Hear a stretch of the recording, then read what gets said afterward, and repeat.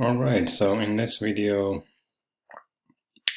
I'll be talking about using curvilinear regression to fit a parabola to a set of points. In the last video we looked at linear regression where we used a linear function c1 plus c2x. In this video we're going to basically make it a bit more complicated. We're going to add another term, c3x to the second power. And we look at how we can basically fit this parabola to the set of data points. The data points we have is the same data points we use for the linear regression, right? So we have 9 data points for, let's say, these are the x values from 0 to 8, and then the corresponding y values. Drawing time in hours could be our y value. So this is x, this is a set of x values, set of y values, and we draw them on y and x axes. You see that sort of, look like a parabola facing up, like that. So the procedure is basically exactly like we did before. We have to calculate z values now because we have 3 parameters, c1, c2, c3. We have 3 z values, z1, z2, z3. And so we're going to create this G matrix, right? The element of the G matrix is the z1 times z1, z1 times z2, z1 times z3, and this is symmetric. So the next element in the diagonal will be z2 times z2, so this is z2 times z3, and then this is z3 times z3. And because it's symmetric, these 3 elements are identical to these 3 elements. Okay, and on the right side we have sum over the y values, sum over the x times the y values, and sum over x squared times the y values. And I'm just getting these from the generic form of the equation we derived last time, which is from here, equation 7.9. And we prove that this Ri is nothing but yi, in fact negative of the yi, because the model we're looking at, c1 plus c2 times x plus, or c1 times, c2 times x plus c3 times x squared, the whole thing, the calculated y is 0 when all c's are 0. Okay, and because of that, the Ri becomes minus yi, and then because there's a minus sign already up front, the right-hand side becomes yi times zi. Okay, so let's go back to the equation. So here's yi, and then times zi. So zi is going to be the xi. Okay, so we create a table. We have the x values, y values. We calculate the sum of the x, sum of the y. We calculate the x squared, sum of the x squared, x to the third power, to the fourth power. We also do the cross product x, y because we need it in here, and we also do x, y, or x squared y, which is in this column. We also calculate the sum for all these columns. And we go back and construct a G matrix. So sum of the first one is basically the number of data points. Turns out to be, right? Because it's sum over 1 for all data points. You have 9 data points, so that means you add 9 ones together, so you get 9. So here's 9. This one is x times x, and then sum over the data points, that's 36. This one is x times x squared, which is x cubed, and then that's going to be this, x times, this one is actually 1 times x, this is 1 times x squared. And 1 times a squared is just x squared, it's 204. The second element on the diagonal is going to be x times x, which is x squared, is the same 204. And then this element is x times x squared, which is x cubed, and that's going to be this sum, which is 1296. And then the last element on the diagonal is going to be x squared times x squared, which is x to the fourth power, and it's going to be right here in the last element. So this sum goes in there. Right hand side, first we have the sum of the y's, which is 80.5. Next is x times y, and then sum over the elements. So x times y is this one, 299. And then last element is x squared times y, which is 1697. So we get this equation set up. We solve for c1, c2, c3 using the package. We get these coefficients. So this is C2, this is C1, I'm sorry, this is C3, this is C2, and this is C1. Okay, we get all these three, and we plot them on the spreadsheet. So there you go, this is the equation. We can also do this in in Excel. So let me show you very quickly how you can do this in Excel. So here's the Excel sheet, same table. This is the same G matrix. The right-hand side, you use the matrix package, you get the coefficients. Another way to do this is pretty much like what we did in the linear case. You right-click on the data points and then add a trend line. But this time you go to Type, and then you use polynomial of degree 2. This should be 2.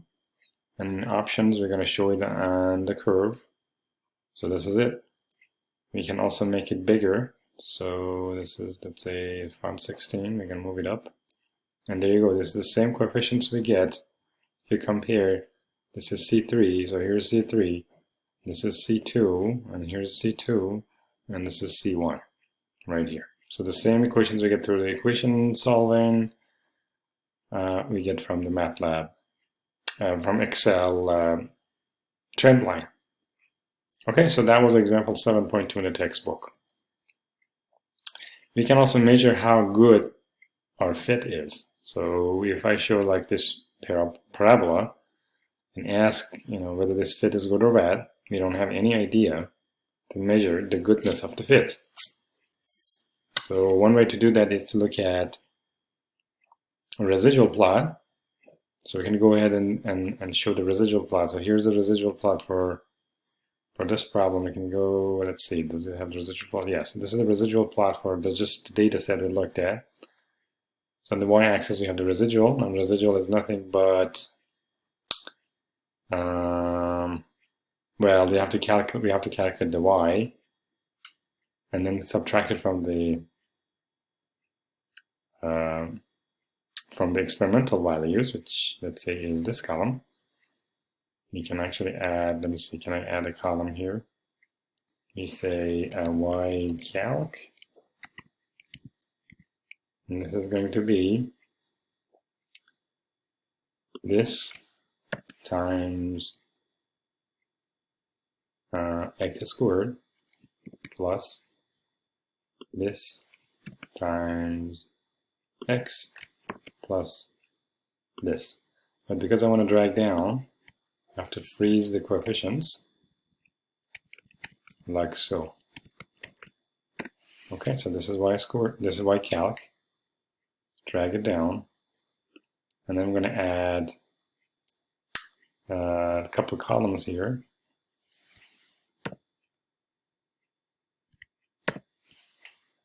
Okay, so I'm going to add Ri, which is the residual, so here's the residual. So it's going to be in my y calc minus the experimental value, and drag down. So this is the experimental value. Then we can go ahead and draw this column versus this column. Okay, so let's see, can I do this? And we're going to go insert and chart. We're going to look at a scatter plot. Let's do only the dot plot. So this is it.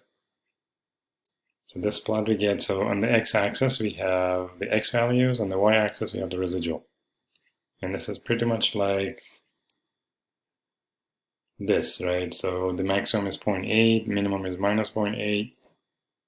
It's pretty much the same thing. So here's maximum 0.8 minus 0.8. So this is one way to look at the fit, or say how good the fit is. But really, this is very qualitative. It's very visual. It's not really quantitative. To be more quantitative, we looked at another metric which is called correlation coefficient. And so correlation coefficient is calculated this way, where we look at the residual squared and then divide by the y of the experimental values, or the given y values for every point, minus the y bar, which is the mean of the y values. We calculate this ratio. 1 minus that is going to be the correlation coefficient, which is always between 0 and 1. Okay? So, in the next example, I'm going to show you how we can calculate the correlation coefficient. So let me save this and close it. So we're going to look at example 7.3. So this is same data points. This time we're going to calculate the correlation coefficient. So let's go back to the equation here. We have to calculate the residual squared. Right, so this is the equation. We have to calculate the residual squared and divide by this. So here is the residual. This is the column residual, and we calculate it with minimum minus 0.8 and maximum of 0.8, if you remember. So we can calculate the residual squared like this column, and then we sum over all elements, so we get this as a total sum. We can also go ahead and calculate y bar. So this is y bar, which is the average. So here's the average of the y column. And then we can go ahead and subtract y bar from each y value. So here's another column for y minus y bar squared, right? So this one is exactly y minus y bar. So y bar is right here with frozen indices. You calculate y minus y bar, drag down, and then sum over all elements. You get this number. Then we can go ahead and calculate the correlation coefficient, which is nothing but 1 minus residual squared blue cell divided by y minus y bar squared, which is the green cell. So here 1 minus blue times, 1 minus blue over green. And that's what we get. It's about 0.92. As I said, it's always between 0 and 1. The closer to the 1, the more or the better the fit. So in other words, the bigger the correlation coefficient, the better the fit. And the less the coefficient, the worse. So 0.92 is really good. If we get a perfect fit, then this should be exactly equal to 1. If the fit is the worst, then r squared would be 0.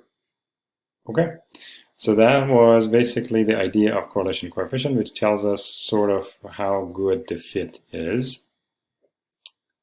So let's move on to next metric. So among all these metrics, we talked about the residual plot, we talked about correlation coefficient. In the next video, I'm going to talk about standard deviation, confidence interval, and t-ratio.